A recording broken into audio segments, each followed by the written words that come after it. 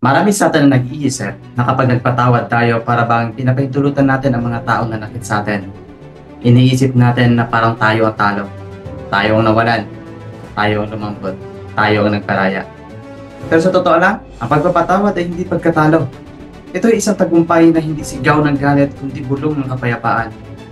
Sa bawat oras na pinili natin magpatawad, nilalabanan natin puot na unti-unting sumisira sa ating loob. Sa totoong buhay, hindi madaling magpatawad, lalo na kung ang sugat ay malalim. At ang tao'y hindi naman nagsisisi. Ang hindi pagpapatawad ay parang lasong unti-unting pumapatay sa ating kalooban. Sa halip na maghilom, lalo lang tayong nasasaktan sa bawat alaalang hindi natin kayang bitawan. Narito ang 5 paraan ng pagpapatawad at kung paano natin isasabuhay, kalakip ang salita ng Diyos bilang gabay.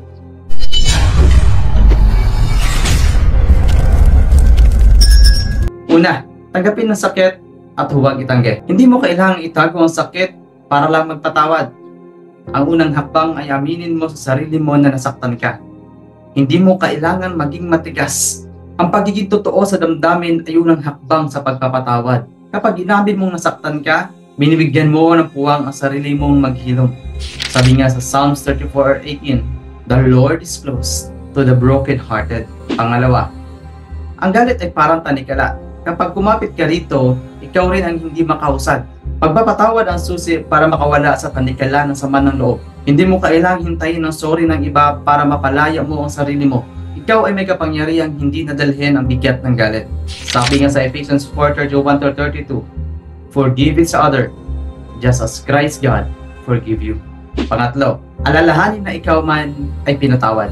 Bago mo isipin kung dapat bang patawarin ng iba, isipin mo muna kung ilang beses ka nang pinatawad ng Diyos, ng pamilya mo, at ng mga kaibigan mo. Kapag naalala mong ikaw ay nagkamali man at pinatawad, magiging bukas ang puso mo para ibigay din ang grasya ng pagpapatawad sa iba. Sabi nga sa Colossians 3:13, "Forgive as the Lord forgive you." Pang-apat, ipagdasal ang taong nakasakit sa'yo. Hindi madali, pero totoo. Kapag ipinagdasal mo ang taong nanakit sa'yo, unti-unti mong mas maintindihan ang sakit nila. Minsan, sila rin ang may sugat na hindi mo alam. Hindi para sa kanila ang dasal na yon, kundi para sa puso mo nagpapatawad at natutong magmahal kahit na nasaktan ka na. Sabi nga sa Matthew 5:44, "Love your enemy and pray for those who persecute you." Pang-5, hayaan mong Diyos ang maghiganti at hindi ikaw. Hindi mo kailangan gumanti para makabawi. Hindi mo kailangan ng hustisya para sa sariling paraan. Ang Diyos ang gagawa ng tama para sa tamang oras. Ang pagpapatawad ay pagtitiwala sa Diyos na Siya na ang bahala sa lahat. Hindi ka lugi dahil Siya ang gumaganti para sa iyo. Sabi nga sa Romans 12:19, "Do not take revenge.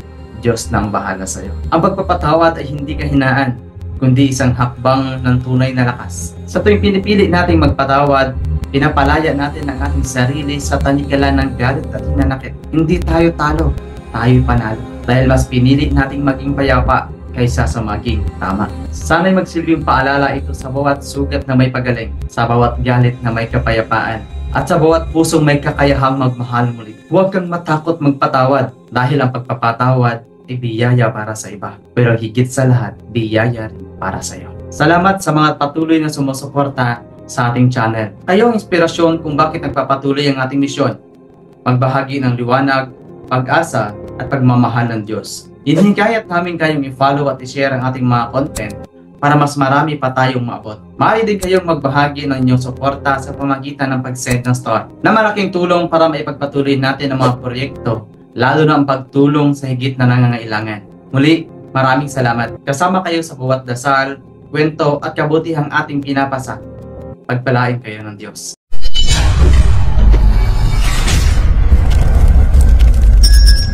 Kapatid, kindly follow the Facebook page and YouTube channel Mr. 721 Catholic po. Marami tayong matutunan na mga magandang bagay. God bless. Magandang araw mga kapatid. Ako po si Earl John Mula. Sa Christian po ako ni Father Darwin. Ini-invite ko po kayo na mag-follow and subscribe sa YouTube channel ni Mr. 721 Catholic. God bless po.